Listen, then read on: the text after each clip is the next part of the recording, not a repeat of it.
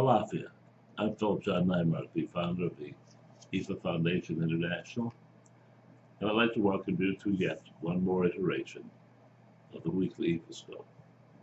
The weekly Ifascopee is, for those of you who are not aware, an in-depth, up-close, uptight look at events for the coming week, which are going to impact your life, and most important in the context of this divination, how you should be reacting to them. That's key here. It's key because each and every one of us, if we're over 5 or 10 years of age, has developed a kind of a protective, or what we think is an intelligent way of handling each and every situation, new situation which comes our way. Some of us handle it with assertion, aggression. Some of us handle it with diplomacy. Some of us handle it with stepping back and letting things go their own way. Each and every one of us has developed something that, for us, works, we think, and sometimes it does. But with the specific kinds of events that will occur during the coming week, it's time for us to rely upon the universe. The universe has the accumulated wisdom of tens of thousands of years of experience, of memories, of situations very similar to what each and every one of us are going to face, and knows for absolute fact what is the best possible response for dealing with this. That's if you want the best results. And I guess you should want the best results. I've been doing this, by the way, for 35 years at no cost to the public, as a way of demonstrating to people the beauty and the power of the concepts of Ifa. This week is not too different. This week, however, is a very interesting week in how we must react and how careful we must be in our reactions. The overall Odu for the week is Iwari Oyaku.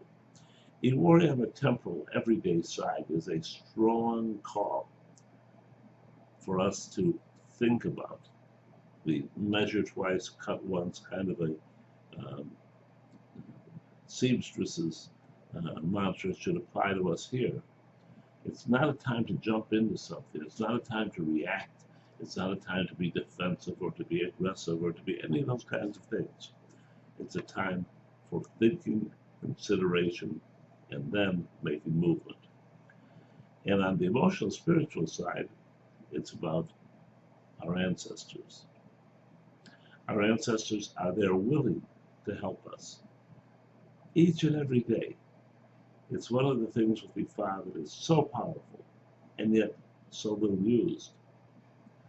Because ancestor worship can give us the answers to questions which we're about to ask, can give us the roadmap through very difficult situations, or can tell us how to safely integrate as a usable cog in our everyday life the items which are brought to us.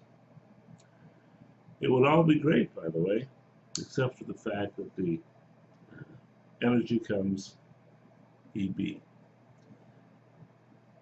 Ifas is like kind of as a teeter-totter. That's why I do this. Here it's off balance and here it's on balance. And we'll get it back to on balance for you if you listen and if you pay some attention to the universe. But right now, it's a heavy push for that. And the reason for that is twofold. First of all, we're not doing the amount of thinking or consideration necessary.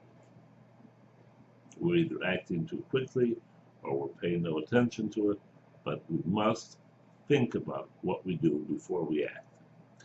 And in the emotional, spiritual side, we're allowing ourselves to be distracted. We live in a world of distractions. That should be the hallmark of the US of A. If one thing doesn't distract you, another will. If it's not, the trial of so and so, it's the political situation, it's the economic situation, or it's our favorite baseball game or our favorite whatever. One distraction after another. Those distractions, many of which are fun, can be good to have, but not when you have some work to be done. And here it would appear that what the distractions are taking us away from is this very definitive prayer and work with our ancestors. And the result of this is loss. Otura Meiji, loss. And that gives us, by the way, real insight into how to deal with this. Because Otura Meiji is a two-part thing. It's telling us that we should stay calm and clear for step one, and we should listen empathetically. We should listen to what others have to say. And then for step two, we should take our ideas or our belief in the situation to everybody, and it will probably be accepted. But that's not what we're doing. So it's time to take this and it down to here. The above, of course, is to our ancestors. That makes sense, doesn't it? We're being distracted from working with them, and it's time to get back to it. So we need to do ancestral worship. If we have the pictures, if we have whatever paraphernalia we use, that's what you should do. But you should do it basically with a glass of cool water, and each and every one of you deciding what it is that you think is important or your ancestors would like. Light a white candle and pray to your ancestors to, one, take your blessings and accept the blessings that you're giving them. Two, to ask them for their advice and help and guidance on the week ahead. And three, to solve the problems that you have. I don't tell people that you should give oil or you should give fruit or anything else, because I think with all of us, our ancestors are our ancestors. We should have some sense and hear what they want.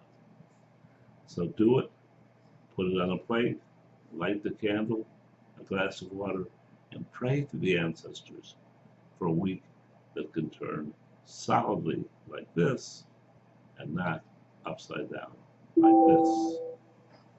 Until next time, love and blessings.